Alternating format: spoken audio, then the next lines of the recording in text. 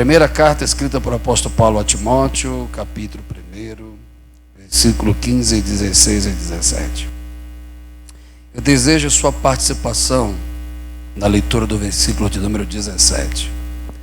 Nos diz assim: esta é uma palavra fiel e digna de toda aceitação, que Cristo Jesus veio ao mundo para salvar os pecadores, dos quais eu sou o principal. Mas por isso alcancei misericórdia, para que em mim, que sou principal, Jesus Cristo mostrasse toda a sua longanimidade, para exemplo dos que haviam de crer nele, para a vida eterna. Repita comigo, por gentileza. Ora ao Rei dos séculos, imortal e invisível, a único Deus, seja honra, glória para todo sempre. Amém. Quem serve este Deus? Pode sentar, queridos. Deus os abençoe de uma forma toda especial. A temática deste terceiro aniversário trata sobre colher milagres. E meditando no decorrer da madrugada, e especificamente no culto, o Senhor direcionou ao meu coração a um dos dilemas. Isso quando eu falo da ótica humana. E um dos meios de pedagogia divina de nos ensinar acerca da verdadeira fé. Quando eu digo isso, o Salmo de número 22, que é um salmo de ordem messiânica, quando eu digo isso, que tem um texto sagrado que vai se cumprir especificamente em Cristo. Quando Cristo está no seu momento de dor e no finalizado o seu ministério terreno, e quando Deus está em silêncio, Deus Pai, a sua humanidade grita: Deus, meu Deus, por que me desamparaste? O salmista diz ele diz: eu estou gritando, clamando, e o Senhor não me responde. Lá no capítulo de número 1 do livro do profeta Abacuque, que é um dos textos mais famosos no meio das igrejas pentecostais e neopentecostais, o profeta diz: ouvi, Senhor, a tua voz e temi. Por isso eu digo: Senhor, aviva a tua obra no meio dos anos e dos anos. Mas antes do profeta clamar avivamento, ele vem e entra nesse dilema, que é o capítulo 1 do livro do profeta Abacuque. Eu quero a atenção de todos, por gentileza. A qual ele vai dizer: estou clamando ao Senhor, pois a violência está perto dos muros e a corrupção está dentro dos muros. O profeta está vendo que os caldeus estão se aproximando e que os sacerdotes não estão buscando ao Senhor. E ele clama a Deus porque o momento é de crise, mas ele entende que Deus está em si. O texto sagrado também nos diz, no Evangelho segundo escreveu Mateus, capítulo de número 15, que uma mulher sírio-fenícia, outro evangelista vai dizer cananeia. Especificamente, os dois evangelistas querem dizer mulher que não é judia. Na ótica ortodoxa, mulher que não merece a atenção do Messias e nem da fé judaica. E o mais agressivo que era da região de Sírio-Fenícia, ou seja, da região de Tiro e Sidom, que tem a influência mística da adoração dos deuses que Jezabel adorou. E ela é de uma região portuária. E se esta não é filha de rei, nem príncipe, e nem empresária, e muito menos sacerdotisa, ela se torna alguém que é dependente de um dos comércios antigos da história da humanidade, da prostituição. Ela vai ao encontro daquele que ouviu falar, que ele pregava no templo, mas também pregava na praia. Que ele dava atenção à classe judaica, mas ele disse: há um povo que está em trevas, brilhou a luz, região da Galileia, houve a salvação. Então ela ouviu falar que havia um mestre da lei, um pregador que era de origem judaica, que era mestre da lei ortodoxo, mas a sua mensagem era diferente, porque ele dizia: vinde a mim todos que estáis cansados e que eu vos tomai sobre vós o meu jugo, pois o meu fardo é leve, e aprendei de que sou o manso e humilde de. A Bíblia diz que ela tem uma necessidade, e essa necessidade é água agressiva. Quando você passa por algo, é você sente, você tem um sentimento. Mas quando alguém que você ama passa e você não tem possibilidade nenhuma de agir, e olhando para a sua existência só se manifesta a sua impotência, é constrangedor e dói. A Bíblia diz que ela vai ao encontro daquele que se determinou a si mesmo: sou um mestre humilde e manso de coração. E ela vai ao encontro dele daquilo que já se manifesta no seu ministério. Pois a Bíblia diz que a fama de Jesus corre à terra, e esse Jesus dá vista aos cegos, levanta os coxos, limpa os leprosos, ressuscita mortos e liberta de espíritos malignos. E o texto diz que ela tem uma filha, horrivelmente endemoniada. E a Bíblia diz que lá vem ela clamando: Jesus, filho de... tem misericórdia de... Pronto. A Bíblia nos diz, no livro de Isaías, que é reconhecido como o 5º evangelho, porque tem características do Antigo Testamento que só o evangelho coloca: o nascimento de Jesus, a unção de Jesus, o ministério de Jesus, a morte de Jesus e, acima de tudo, a unção de Jesus. E o profeta diz: o Espírito de Deus está sobre mim, pelo que me ungiu, para pregar o ano aceitável do Senhor, para dar vista aos cegos, para trazer libertação aos cativos e curar os contritos de coração. Então este é o Messias. E ela vem clamando. Mas a Bíblia diz que Jesus não respondeu palavra alguma. Pastor, ainda não entendi o seu raciocínio, nem a dissertação do texto. Eu, como um pastor há 20 anos e cristão desde os meus 17, até hoje, eu acredito, não sei para você, mas para mim, que um dos dilemas mais pesados na vida cristã é quando Deus se cala. É quando você entra em um culto e todo mundo ouve, todo mundo sente, mas você não sente, não vê, não ouve.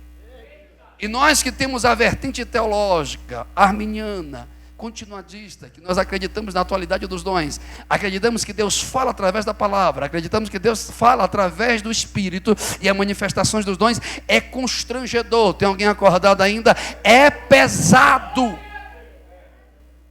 Não ouvi Deus. E o Salmo 22, o poeta diz: Senhor, eu estou clamando e tu não me responde. Não é ouvir. A Bíblia diz, não se preocupe, eu não sou um pregador muito preocupado com a reação emotiva de quem me ouve. Porque avivamento não vem pelas suas emoções. Avivamento pelo ouvir e ouvir a palavra. Nós temos 3 quadros. Um poeta que clama e Deus está calado. Um profeta que clama e Deus está... E uma necessitada, uma mãe clama e Deus está. Mas aí vem aquilo que Tomás de Aquino diz: não é porque Deus está em silêncio que Ele não está na sala. Nunca um professor fala no dia da prova, mas ele está em silêncio, mas ele está trabalhando. Só quem ainda está no culto, levante a mão comigo, por favor. Diga: é no silêncio de Deus que vem a provisão do milagre. Mais uma vez, agora use a dicção, oxigenação, diafragma, e diga: no silêncio de Deus, Ele ainda providencia o milagre. Quando eu lhe digo, e quando eu verbalizo e chamo a sua atenção para lhe dizer que o silêncio de Deus é um dilema, porque na maioria das interpretações da nossa convivência terrena, no meio dessas, quando eu digo isso, que a maioria das nossas opiniões comportamentais são construídas em crises. E a pós-modernidade tem gerado homens extremamente dependentes de crises existenciais.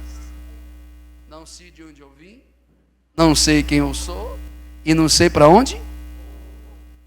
Chega domingo à noite, recebe a unção. E eu sou bem pentecostal, eu gosto dos negócios.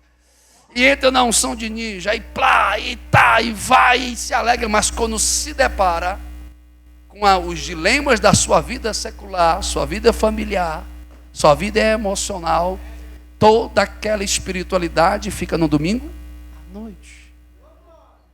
Porque nós somos uma geração de homens que são produtos de momentos. Dependendo do momento, estou crendo, estou dentro, estou cheio. Mas o nosso Deus não trabalha em cima de momentos. Nosso Deus trabalha em cima de propósito. Deus tem confrontando alguém aqui hoje, que que Deus está fazendo a promessa, mas você quer que Ele te explique quando vai acontecer. Aí eu vou verbalizar na minha regionalidade. Deixe de ser abestado, porque se você adora, Ele é Deus. Se você não adora, Ele é Deus. Se você vai ficar na presença dEle, Ele é Deus. Se você não vai ficar, Ele é Deus. Você não está aqui para exigir como Ele tem que falar. Você está aqui para depender da forma que Ele vai falar. Quem está me ouvindo, levante a mão ao céu. Levante.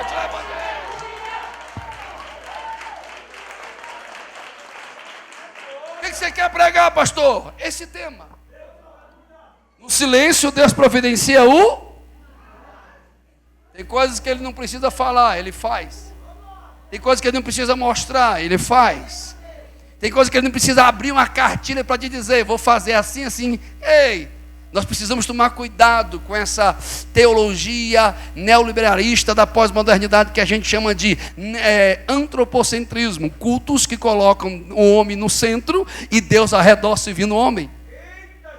Por que coisas e mensagens que falam mais dos dilemas terrenos são mais importantes do que as revelações do céu? Acorde, por favor. Não entendi o que você quer dizer. Vou te explicar melhor. Quando a gente fala da biografia de Paulo, a maioria das pessoas tem uma pergunta. E qual é a pergunta? Sobre o espinho da carne de Paulo. As pessoas estão mais preocupadas em saber o que humilha Paulo, o que faz Paulo errar, o que faz Paulo se limitar, do que se preocupar. O que foi que Deus revelou a ele no terceiro céu? Tem culto que as pessoas estão mais preocupadas em ter o carro do que ter o céu. Tem culto que as pessoas estão mais preocupadas em ter a mesa exaltada na terra do que sendo servido pelo Senhor no céu. Eu não sei se você vai sair daqui me odiando ou me amando, mas que eu vou entregar o que Jesus tem para falar aqui, eu vou. Quem está me entendendo aqui?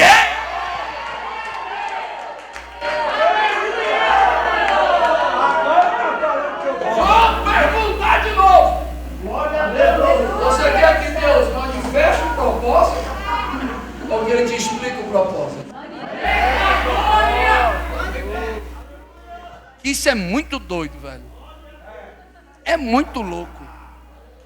Das duas escritos, Velho e Novo Testamento, dos 27 do Novo e dos 39 do Velho, existe um livro, preste atenção de todos, extremamente crítico pela ortodoxia literal judaica. Que ele dizia, não pode estar num canon. O que é canon? Livros de regra sagrada. Porque se o livro, a Bíblia, é a biblioteca dos livros que falam sobre Deus, por que como um lugar da biblioteca que fala sobre Deus, vai ter um livro que o nome de Deus não é escrito e nem falado? Vou repetir. Como se a Bíblia é para anunciar Deus. Eu vou sintetizar, irmão, não precisa desviar não.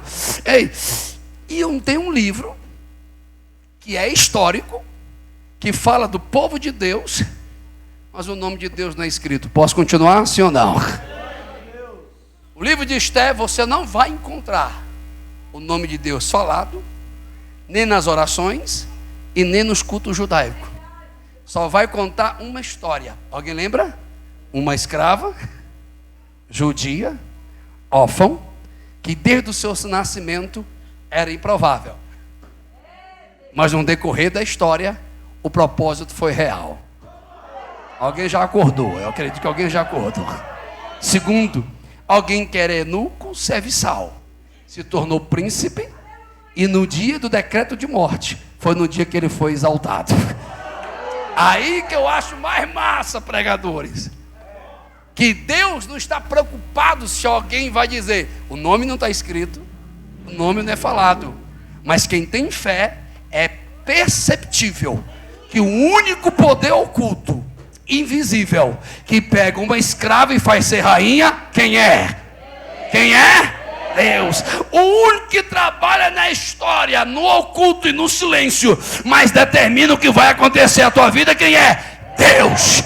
O único que quando você levanta de manhã é uma judia escrava, um simbolismo de humilhação, um anônimo da dor, alguém que tem as suas crises existenciais, que as pessoas te julgam, olhe para cá, pelo onde você mora, pelo teu passado, pelas suas limitações, e quando você olha para você mesmo, não vê que nada vai ser real. Mas Paulo vai dizer assim, ô glória, uma doxologia, o que significa, na interpretação da hermenêutica bíblica, um cântico santo que canta uma doutrina. Ele vai dizer ao Rei eterno, imortal e invisível. Porque eu gosto de Bíblia e você também. Você não precisa ver, mas Ele está dominando a tua história. Alguém levantou a mão. Você não precisa ver, mas a tua história não vai ser escrita em cima de fracasso, em cima de rejeições e de crises existenciais. A tua vida é escrita em um propósito eterno. Decida hoje, eu já vou concluir. Ou você está na mão dos homens, ou você está na mão de Deus. Quem está me entendendo? Quem está na mão dele? Quem está na mão dele?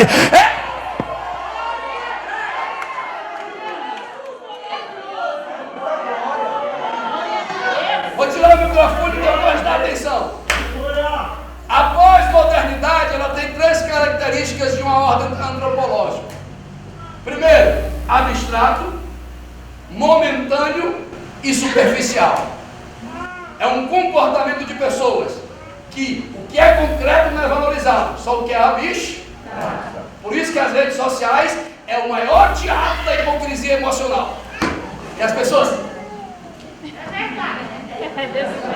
transmite uma felicidade absurda, mas ela quer fugir da sua realidade porque vive uma vida emocionalmente miserável. Continua.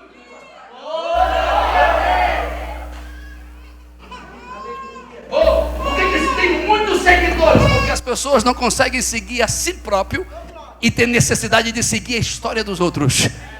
Porque o abstrato valoriza mais talentos do que caráter. Continua, irmão. Você vai entender. Momentâneo. Ou seja, durante o dia tem vários momentos de tristeza, de alegria. Parece um camaleão emocional. E antigamente o suicídio, olhe para mim, era Era um livramento de uma dor psíquica contínua. Era uma patologia. Alô? Era uma? Hoje é uma desculpa de desistência.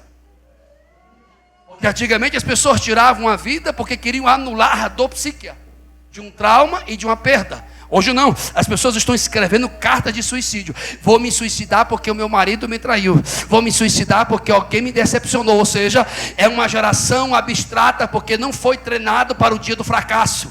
Não consegue viver o não. Não consegue passar para o dia que não vai receber. É a geração do mimimi. E isso está sendo transferido para a igreja. Crentes que trocam mais de igreja do que de sapato. Crentes que olham mais para os homens do que para Cristo. Me feriu, não congrego mais. Me decepcionou, não adoro mais. Ei, ou você dá mais importância à ausência dos homens, ou você dá importância ao Deus que domina a sua vida. Alguém está me entendendo aqui? Crente pós-moderno é escravo do virtual, do abstrato e do momentâneo. A geração do relativismo. Não existe uma verdade absoluta. Tudo é verdade. E cristão, pentecostal ou reformado, para eles, a gente é preguiçoso em pensar. Porque uma das vertentes da psicanálise moderna é que o homem não pode ser culpado. Porque é o meio que é responsabilizado. É o meio que determina. Então o homem é fragilizado, fracassado. Não pode, não consegue, não tem. Esse negócio de exigir, esse negócio de querer mudança, não dá. O homem já nasceu assim, tem que crescer assim e tem que ser assim. Aí o evangelho é muito doido. Olha o que Jesus disse: quem quiser vir após mim, tome sua coroa, tome seu palácio. Alô, tem alguém aí? Tome o quê? Tome a sua. Evangelho não é pra gente fraca, não. Evangelho é para quem tem sangue no olho. Pode bater, mas eu sei que o meu Deus, mesmo no silêncio, vai providenciar o milagre. Cadê os pentecostais aqui? Acorda aí! Olha o que o propósito divino faz no silêncio. Ele pega, Vasti cai. Aí diz lá, o país que está na hegemonia mundial, que é os medos e dos persas, que tem a grande Suzã. E além da grande Suzã, tem mais de 1000 e poucas províncias. E há um decreto: o rei precisa casar.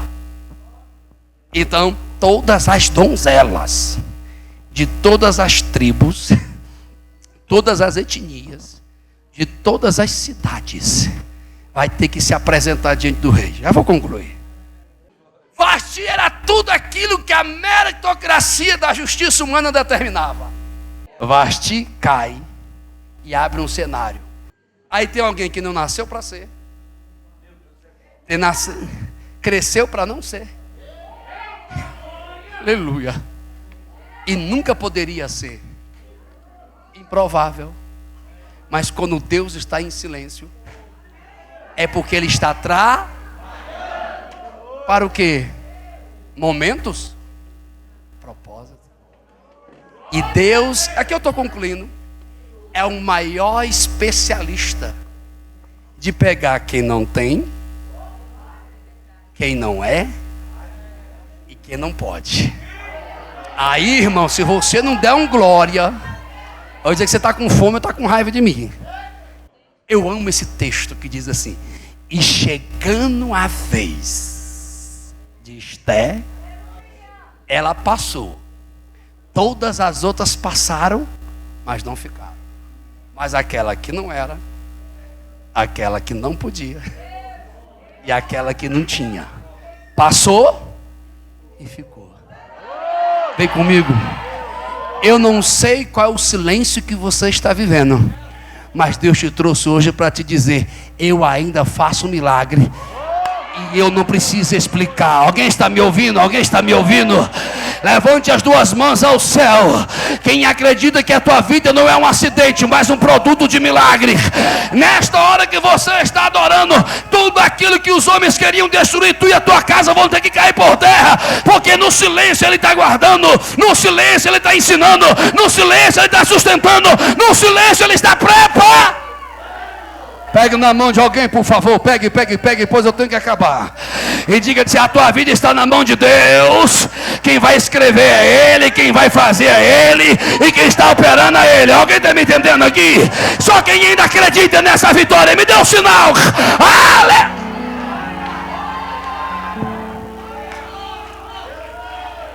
Spiu Elohi, Amassabao.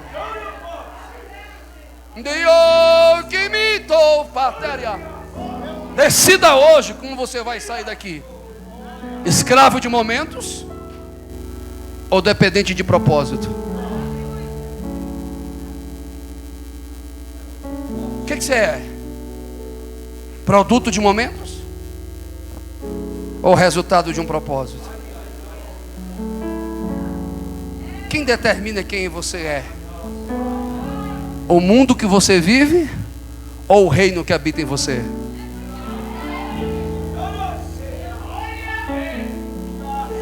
Porque as pessoas nos julgam, aleluia, segundo momentos. Quando o nosso momento é bom, todo mundo é amigo. Mas quando o momento é ruim, cadê os amigos? Mas louvado seja o Senhor, que nosso Deus não está conosco por causa de momentos. Ele está conosco por causa de No dia que eu estou na cisterna, Ele está comigo. No dia que eu estou no trono, no dia que eu estou sorrindo, no dia que eu estou chorando, no dia que eu estou vencendo, no dia que eu estou perdendo, louvado seja o Senhor, que Ele está comigo todos os... Se tiver dois crentes aqui que acreditam nisso, eu sou o primeiro. Cadê o segundo?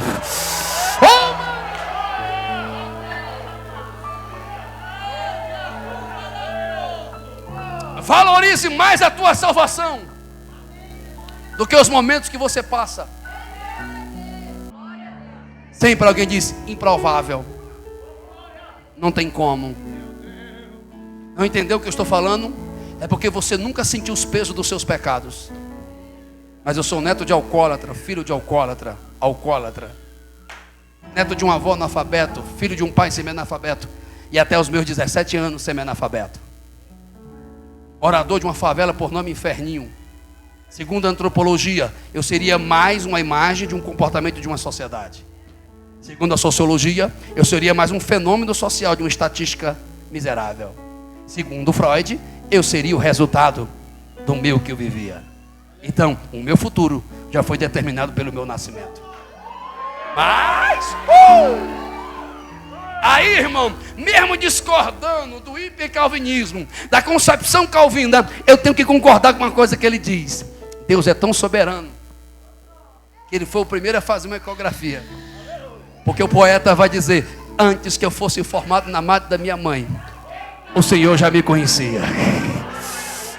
Antes que viesse pensamento a mim aos lábios e palavra a minha boca, o Senhor já sabia.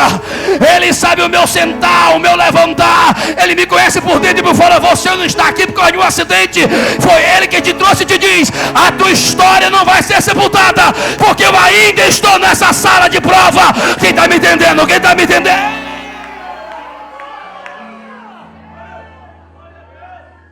Alguém acreditaria em mim? Alguém investiria em mim? Não. Porque o homem sempre trabalha, já fechei a palavra, com meritocracia. Eu tenho que merecer alguma coisa de Deus para poder receber. E quando Esther chega, eu amo esse texto. Diz assim: e o rei achou graça Esther. Você não merecia, mas hoje o diabo tem que se calar, porque você é filho de Deus, porque a graça te alcançou. Cadê os filhos de Deus? Se coloquem em pé, por favor. Só quem é filho de Deus. Mas tem gente que ainda não entendeu a magnitude de estar. Primeiro, estão me ouvindo? Você é escolhido pela graça. Você é escolhido pela... Diga: sou improvável, mas a graça é real na minha vida. Quem adora Jesus por isso? Segundo, tem gente que está na presença do Senhor, mas não se libertou do teu ontem. Tem alguém aí? Vou repetir mais uma vez: não se libertou do seu? Deu o decreto de morte. Mordecai rasga as vestimentas, coloca a cinza sobre a cabeça. Vai a quem? Quem era escrava e se tornou rainha? Estou fazendo uma pergunta, irmão. Quem era escrava e se tornou rainha? Quem era improvável, mas se tornou real? Quem estava na mão do Deus invisível? Quem, irmãos? Esther. E naquela condição ela era o quê? Escrava ou rainha? Vou fazer uma pergunta de novo: escrava ou rainha? Ela estava no calabouço ou no palácio? Então quem tinha autoridade? Quem era o instrumento? Ela. Quem levantou ela? Mesmo no silêncio. Mas olha o que chega a Mordecai: nos ajuda. E o que ela disse? Não posso fazer. Já viu aquela frase? Sai da favela, mas a favela não sai dele. Alguém entendeu o que eu estou dizendo? Não é um preconceito. Estou dizendo: Deus fez, Deus deu, está fazendo, mas não enxerga o palácio. Ainda vive emocionalmente como alguém que ainda está em calabouço. Você entendeu? Você é inteligente. Vive em prol do ontem e não consegue enxergar o melhor hoje. E não acredita porque pode viver o melhor amanhã. Mas queira você ou não, queira o diabo ou não, queira o teu passado ou não, Deus não te chamou para calabouço. Deus te chamou para o palácio da graça. Quem está no palácio da graça aqui? Quem está no palácio da graça aqui?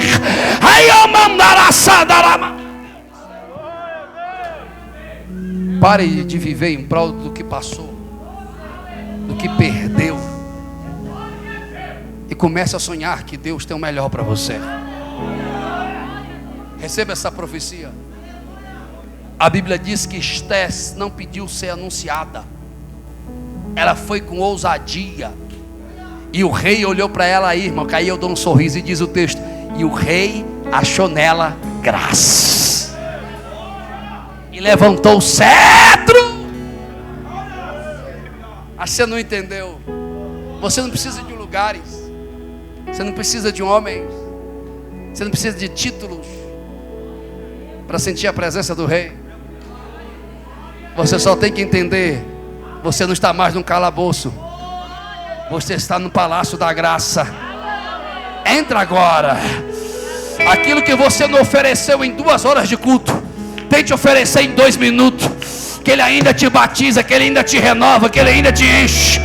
Feche os seus olhos, coloque a mão no seu coração. Tem uma moça ali, ó, vestido branco. Olha bem para mim. Não lhe conheço. Eu sou uma pessoa extremamente cética Porque as pessoas estão fazendo com o nome de Deus, usando o nome de Deus para dizer que está vendo tudo. E não é bem assim. Deus, Ele exorta, consola e edifica. E Ele não fala para deixar-nos com dúvida, Ele revela para nos confirmar. O meu Deus te diz assim: Ele te acompanha há 3 semanas, e as tuas indagações, e quando tu olha para todas as direções da tua vida, não vê possibilidade. Mas o Senhor te diz: a única opção que você tem hoje, sabe qual é? É continuar crendo.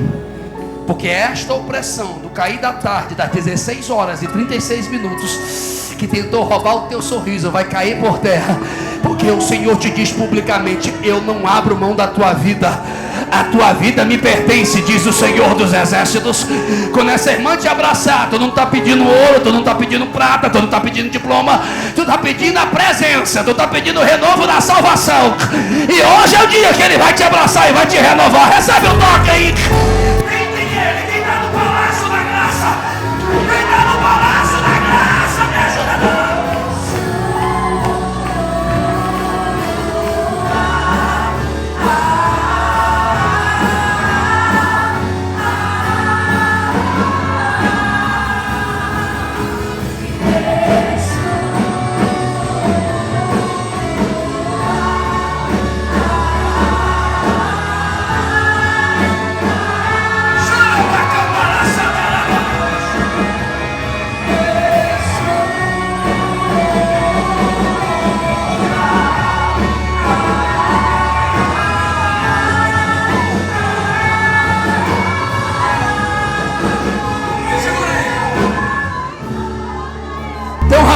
Um senhor lá no canto de óculos.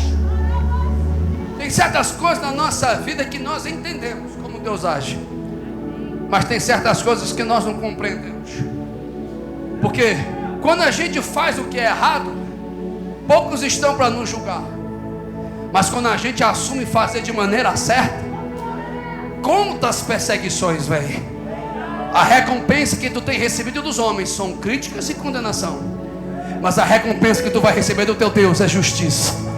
Aquilo que é teu, que os homens estão negando, o Senhor hoje bate o martelo e te diz: te alegra, porque vai ser maior do que eles estão dizendo, diz o Senhor dos Exércitos. Recebe o toque do Espírito Santo aí. Ei, só não recebe se você não crê, meu irmão. Quem veio observar, quem veio passear, vai sair do mesmo jeito. Mas quem está na aparência do palácio do rei, já está recebendo. Ministra, pode ministrar, pode ministrar.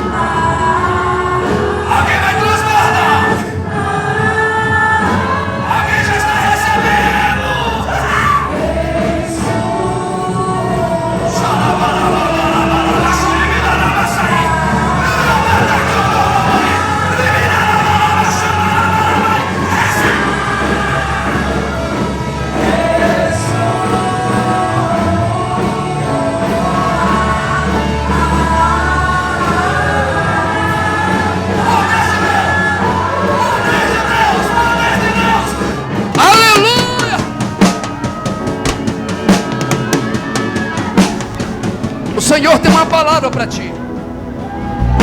E o poeta diz assim, o Senhor diz: Ele quebra o arco, queima os carros no fogo.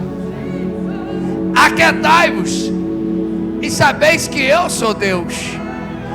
Tu já veio para cá, tu já foi para ali, tentou resolver com tuas mãos e nada acrescentou. Hoje é o dia de descansar, confiar, ficar na presença dele, que o resto ele vai fazer. Aquietai-vos, aquietai-vos, aquietai-vos e sabeis que Deus é Deus. Abra suas mãos, deixa eu orar por vocês. Não vai acabar virando vigília. Todo homem de Deus tem uma amã que o persegue. Todo homem de Deus enfrenta os decretos dos homens. Todo homem de Deus enfrenta as forcas preparadas. Mas a Bíblia diz que no silêncio Deus pega aquele que está em cinzas e faz o rei lembrar. E o rei olha para o inimigo, a mãe diz: ei, o que eu tenho que fazer para honrar o homem que o rei quer honrar? Pega a tua coroa, rei, a tua melhor vestimenta, a tua melhor montaria, e pega o maior príncipe, perseguidor, e ele vai olhar de baixo, e vai ter que olhar de baixo para cima e dizer, gritando: este é o homem que o rei quer honrar.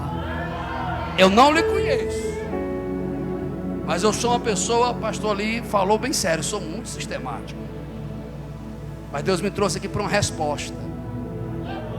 Tem uma forca preparada, tem uma mão, e tem uma área da tua vida que ainda está em cinza, mas o Senhor te diz: te prepara, que os maiores da terra vão ter que ver como Deus vai honrar o homem que Deus quer honrar.